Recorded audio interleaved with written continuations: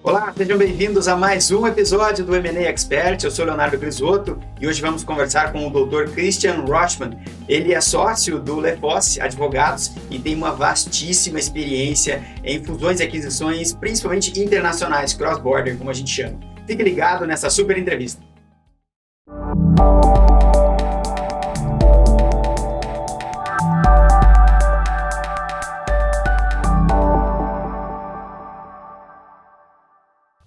Então, vamos lá, muito bem, seja bem-vindo, Dr. Christian, muito obrigado pela sua participação aqui no nosso canal M&A Expert. Conta pra gente um pouquinho quem é o Dr. Christian, tanto pessoalmente quanto profissionalmente. Obrigado, Leonardo, obrigado pela oportunidade, muita gentileza sua de me receber no seu programa. Como você deve estar ouvindo, eu sou alemão, estudei Direito na Alemanha, trabalhei muitos anos fora, e voltei em 99 para o Brasil. Desde que eu me conheço como gente, então, desde uns 30 anos atrás, eu comecei a fazer eu trabalho só em M&A, Private Equity, e trabalhei em um escritório internacional em Frankfurt, Munique, Nova York e Singapura, até ser transferido para cá, para São Paulo.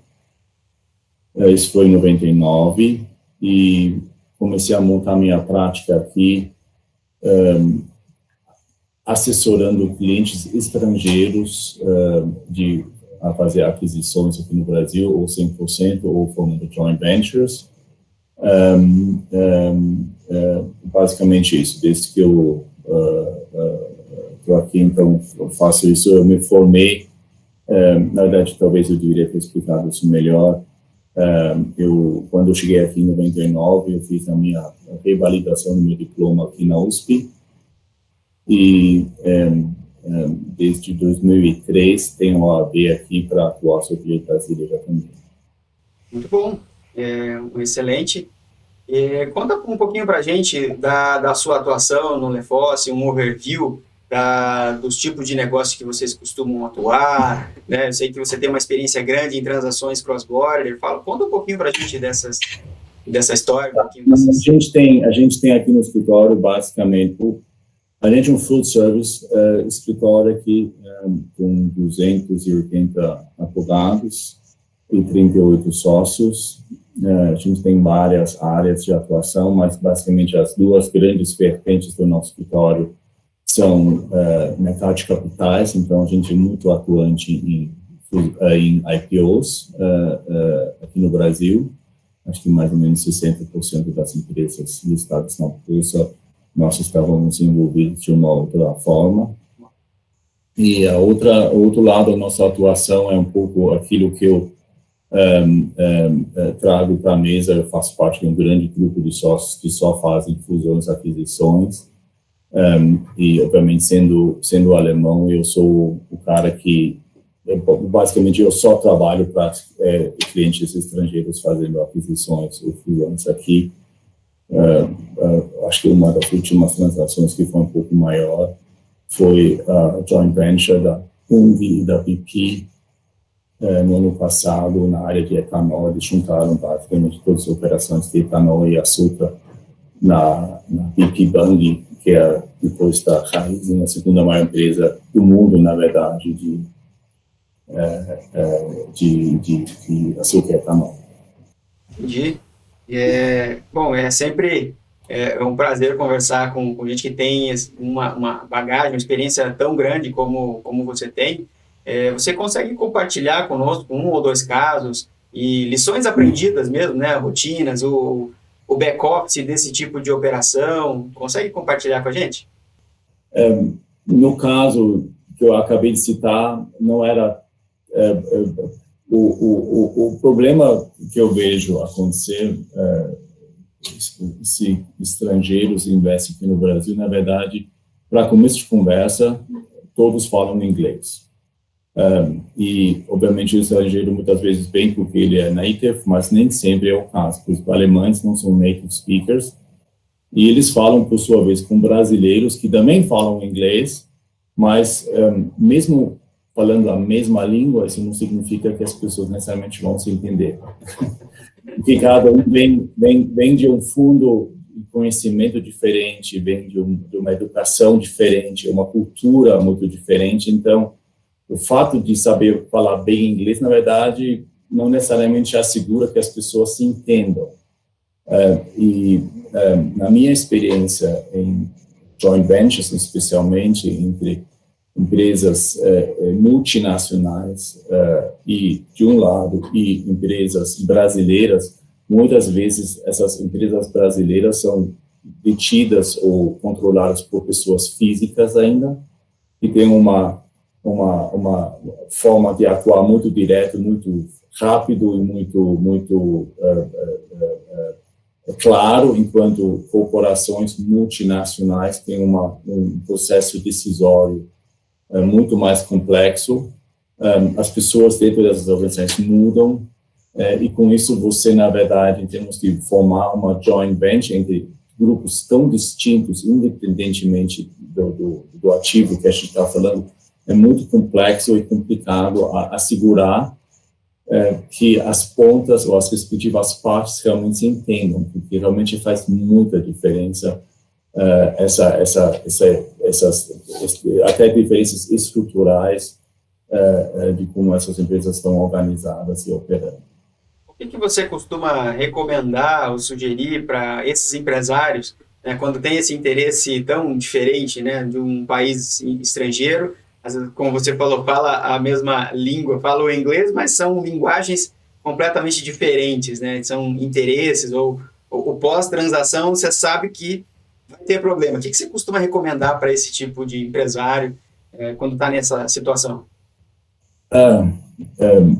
No fim do dia, agora falando de uma joint venture, na verdade, você vai eventualmente chegar a um ponto, muitas vezes chegam a um ponto, onde as partes não se dão mais, ou porque o mercado, o negócio não está indo da forma que eles esperavam que fosse, ou porque a pessoa se arrependeu, talvez ter pedido a independência, porque muitas vezes o que acontece, o empresário brasileiro, se ele faz uma joint venture, por exemplo, com uma multinacional, ele vira o CEO desta empresa e, de repente, ele tem um chefe. Ele não está acostumado a ter.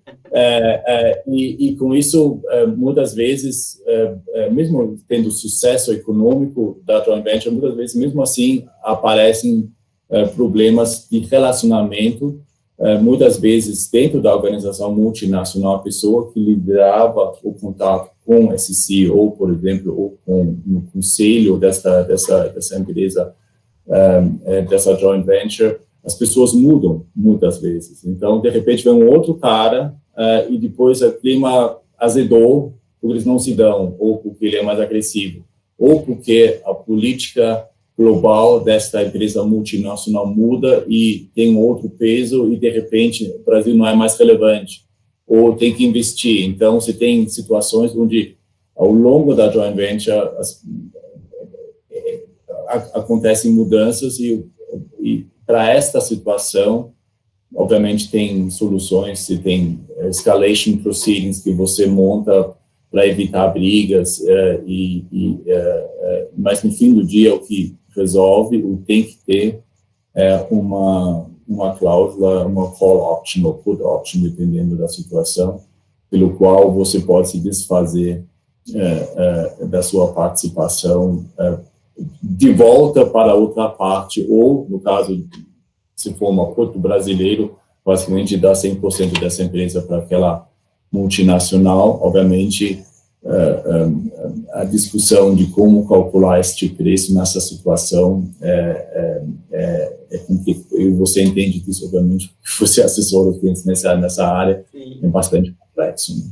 Sim.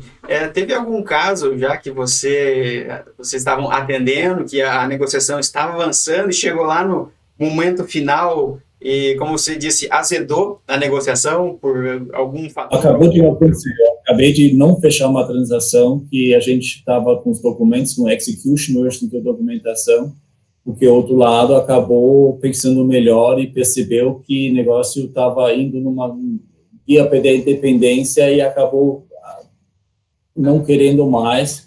Foi bastante frustrante, porque se poderia ter tido essa decisão, se poderia ter tido meio ano antes, vocês têm que criar todo esse trabalho, mas, de certa forma, eu prefiro isto do que entrar na joint venture.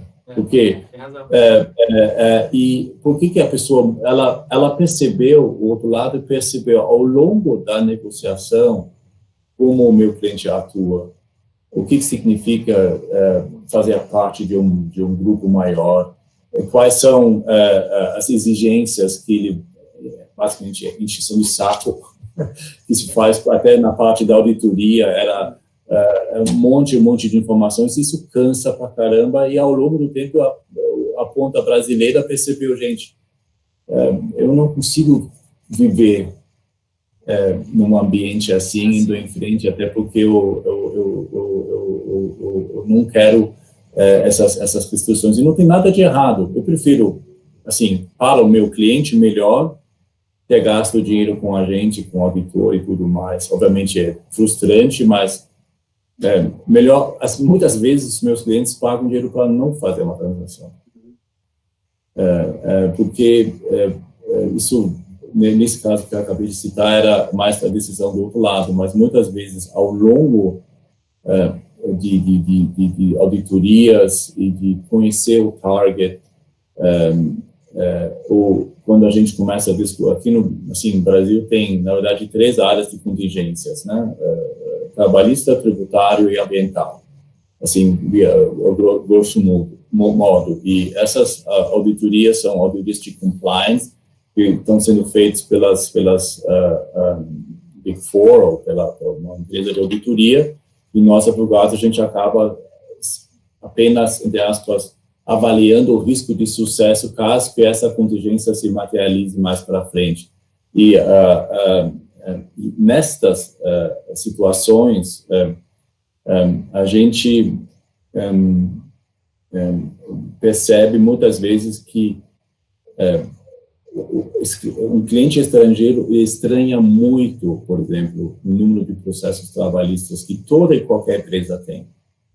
Estranha muito o número de processos tributários que toda empresa brasileira que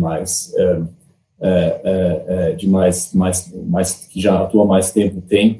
E isso não é porque as empresas aqui no Brasil são mal administradas, é porque o ambiente é muito hostil, é muito dúbio, o fisco é muito agressivo, interpreta às vezes de uma forma muito agressiva, e com isso todo mundo tem problemas, entre aspas, tributários. Diferentemente das jurisdições, aqui no Brasil não tem como fazer, por exemplo, se você tem uma atuação fiscal, você não pode acordar com o fiscal um valor para quitar esta dívida tributária. Na Alemanha, nos Estados Unidos, você poderia.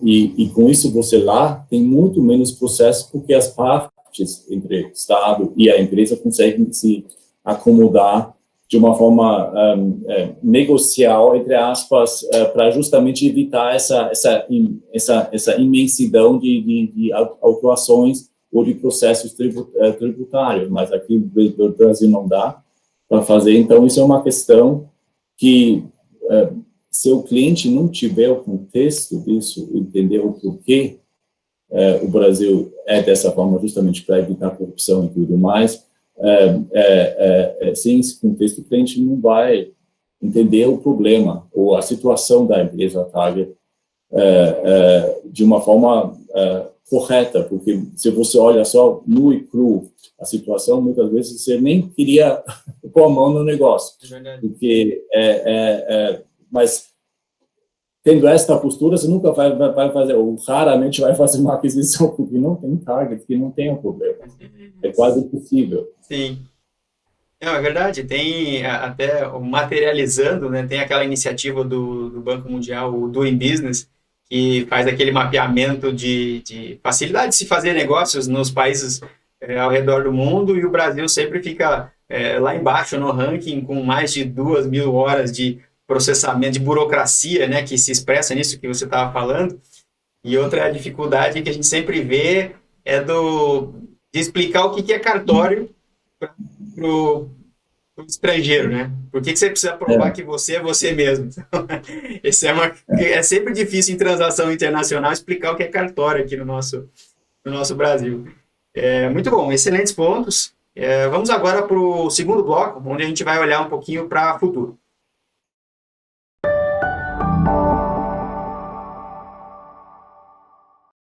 Bom, então, no segundo bloco, a ideia é a gente olhar para o futuro. Doutor Christian, conta para a gente quais são as suas perspectivas para o mercado de fusões e aquisições, tanto no Brasil quanto lá fora, aí, para os próximos anos. é uma boa pergunta, e eu acho que a resposta vale não R$ 1.000, vale bilhões de reais, porque o futuro, no momento, dentro dessa crise de Covid que a gente está vivendo, realmente é muito, muito curioso, muito difícil de prever. É verdade. Hoje, ontem, na verdade, acho que a Alemanha fez um lockdown de novo, a Espanha estão negociando agora um lockdown de 6 meses. Então, essa situação do Covid realmente afeta muitos mercados, porque no fim do dia, quem tem problemas em casa não vai começar a investir fora, né? Porque precisa de caixa. E qualquer aquisição que você fizer, você tem que estar atuando no mercado que vai gerar receita diferente. Então, a situação no momento, especialmente em função do Covid, é muito difícil de prever. Agora, todo problema, toda ameaça, realmente cria oportunidades também, né? O dólar, que aqui no Brasil agora foi muito valorizado, o real está desvalorizando perante o dólar, os ativos ficam baratos. E selecionando setores que não são tão afetados pelo lockdown ou pela pandemia, são ativos interessantes a, pelo menos, olhar, e a gente está sentindo isso muito fortemente aqui no escritório. Curiosamente, assim, em março, quando a gente fechou aqui o Brasil, basicamente, o balanço, eu fiquei num primeiro momento, bastante assustado, porque eu não sabia o que ia acontecer. A gente estava, na época, isso foi fim de 2019, a gente estava com 19 IPOs em curso, que morreram todos, obviamente menos um, durante a pandemia, março, abril.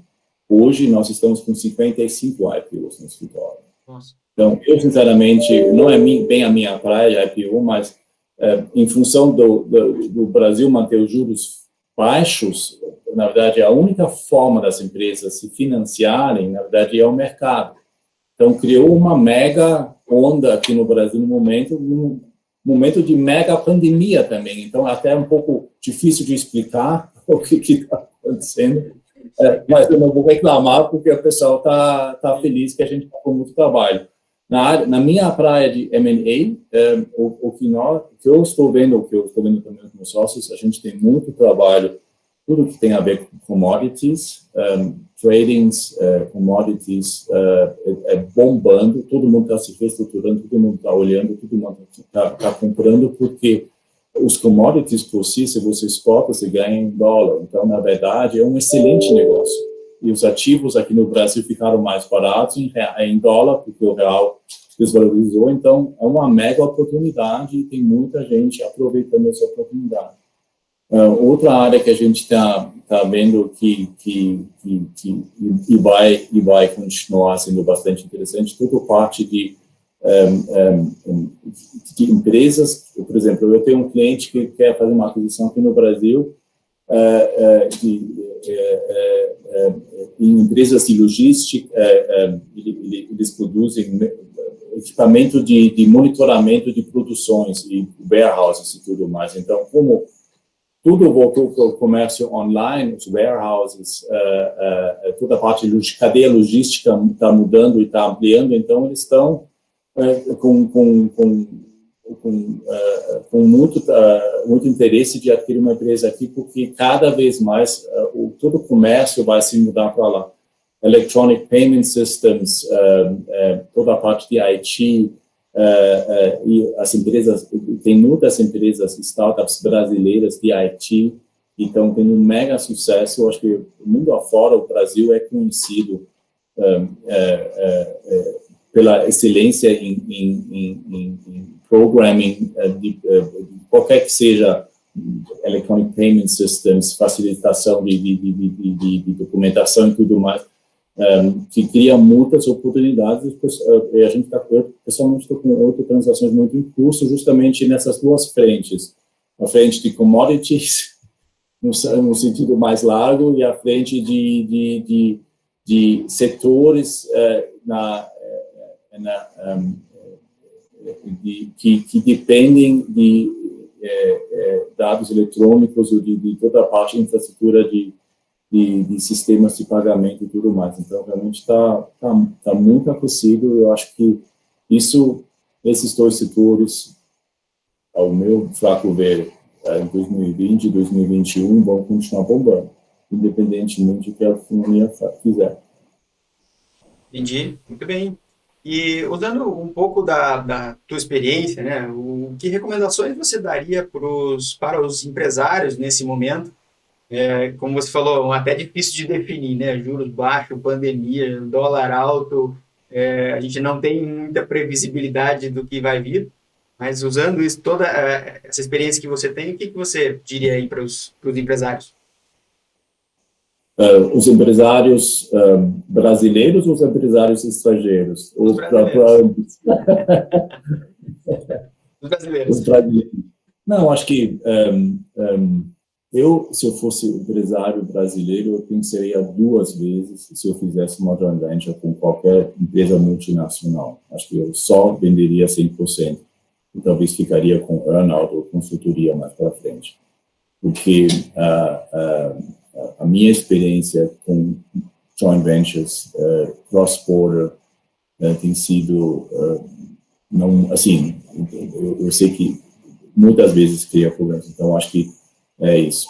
2, se eu venderia minha empresa hoje e talvez mais para frente, é difícil dizer, porque na verdade depende muito da área de atuação desta empresa, onde o que ela faz. Eu no momento, acho que se tudo está mudando em sua volta, no momento a gente está vivendo um momento no mundo inteiro que a gente tem, e não só no Brasil, na verdade o Brasil até de certa forma é um reflexo do mundo. Tem o Covid, você tem toda a questão política, você tem incertezas se a globalização como ela foi conduzida até então vai continuar, e com tantas pontos incertos no mundo, em vários segmentos, na verdade, se eu estou bem no momento, eu não me mexeria necessariamente, a não ser se eu chegasse a uma mega oportunidade, mas numa situação tantas incertezas, se mexer no mínimo corajoso. Entendi, muito bom. É um insight importante, realmente, eu concordo. Pensar 2 vezes antes de fazer uma joint venture. Você não tem como acertar a decisão, você pode apostar, mas você não tem como programar ou prever alguma coisa se você tem tantos componentes que estão, tantas variáveis, vamos dizer assim. E daí, obviamente, você tem que eliminar as variáveis para tomar a decisão certa. Mas, no momento, me parece que tem muitas variáveis mundo afora e aqui no Brasil que, na verdade, fogem do controle do empresário, de certa forma. Como sempre, né? Às vezes mais, às vezes menos, claro, mas no momento estamos com bastante coisa para digerir todo dia, não? Legal. E a gente está caminhando já para o final da entrevista. Compartilha conosco 1 ou 2 livros ou obras que você já leu, que uma perspectiva, que influenciaram muito a sua carreira ou sua vida pessoal. Eu já li 2 vezes um livro que eu realmente gosto bastante, que recomendo fortemente, que é um livro que eu acabei de reler de novo, dessa grossura é Alaska, do James Michener, que conta a história, a evolução do país e ao longo de milhares de anos, que eu acho super interessante de saber de como esse continente, esse país se formou, como ele mudou da Rússia para os Estados Unidos, que compraram a Alaska, curiosamente, os russos na época. Eu gosto bastante, é muito interessante. Legal. E muito bom, boa indicação, não conhecia esse livro Alaska. Vou colocar o link aqui depois para o pessoal conhecê-lo e buscar essa leitura. Muito bem, chegamos ao fim aqui da nossa entrevista. Quero agradecer a sua presença aqui no nosso programa, Dr. Christian. Muito obrigado. Muito obrigado, Leonardo. Muita gentileza sua. Muito obrigado. Tchau, tchau. Um forte abraço. E aí, gostou da entrevista? Muito boa, né? Eu aprendi bastante. Espero que você tenha gostado. Se gostou, curta, compartilhe, siga o nosso canal, acesse também o nosso site maexpert.com.br e até o próximo episódio.